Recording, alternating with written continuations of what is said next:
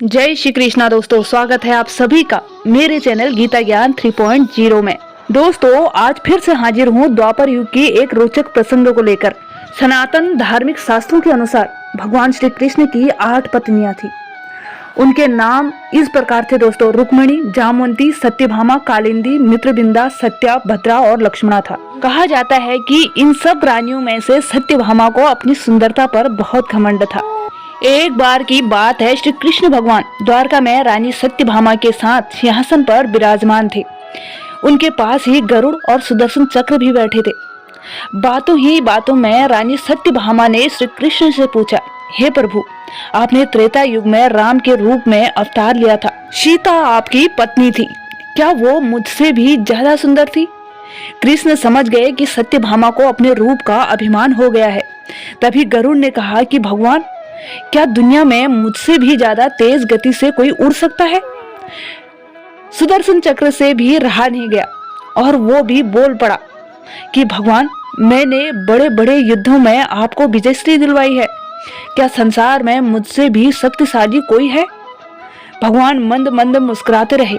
वो जान रहे थे कि उनके इन तीनों भक्तों को अहंकार हो गया है और इनका अहंकार नष्ट होने का समय आ गया है। ऐसा सोचकर उन्होंने गरुड़ से कहा, हे गरुड़, तुम हनुमान के पास जाओ और कहना कि भगवान राम माता सीता के साथ उनकी प्रतीक्षा कर रहे हैं। गरुड़ भगवान की आज्ञा लेकर हनुमान को लाने चले गए। इधर श्री कृष्ण ने सत्यभामा से कहा कि देवी, आप सीता के रूप में तैयार हो जाइए, और स्वयं श्री कृष्ण ने राम का रूप धारण कर लिया। मधुसूदन ने सुदर्शन चक्र को आज्ञा देते हुए कहा कि तुम महल के प्रवेश द्वार पर पहरा दो।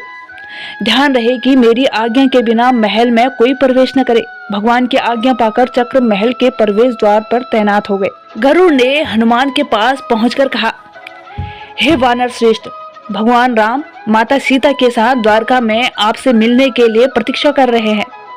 आप मेरे साथ चले, मैं आपको अपनी पीठ पर बैठाकर शीघ्र ही वहां ले जाऊंगा। हनुमान ने विनय पूर्वक गरुड़ से कहा, आप चलिए, मैं आता हूँ। गरुड़ ने सोचा, पता नहीं यह बूढ़ा बानर कब पहुंचेगा, खैर मैं भगवान के पास चलता हूँ। यह सोचकर गरुड़ शीघ्रता से द्वारका की ओर उड़े। पर ये क्या, महल में पहुंचकर गरुड़ देखते हैं कि हनुमान तो उनसे पहले ही महल में प्रभु के सामने बैठे हैं। गरुड़ का सिर लज्जा से झुक गया। तभी श्री राम ने हनुमान से कहा कि हे पवन पुत्र, तुम बिना आज्ञा के महल में कैसे प्रवेश कर गए? क्या तुम्हें किसी ने प्रवेश द्वार पर रोका नहीं? हनुमान ने हाथ जोड़ते हुए सिर झुकाकर अपने मुंह से सुदर्शन चक्र को निकालकर प्रभु के सामने रख दिया। हनुमान ने कहा कि प्रभु, आपसे मिलने से मुझे इस चक्र ने रोका था, इसलिए इसे मुंह में रखकर मैं आपसे मिलने आ गया, मुझे क्षमा करें। भगवान मंद मंद मुस्कुराने लगे।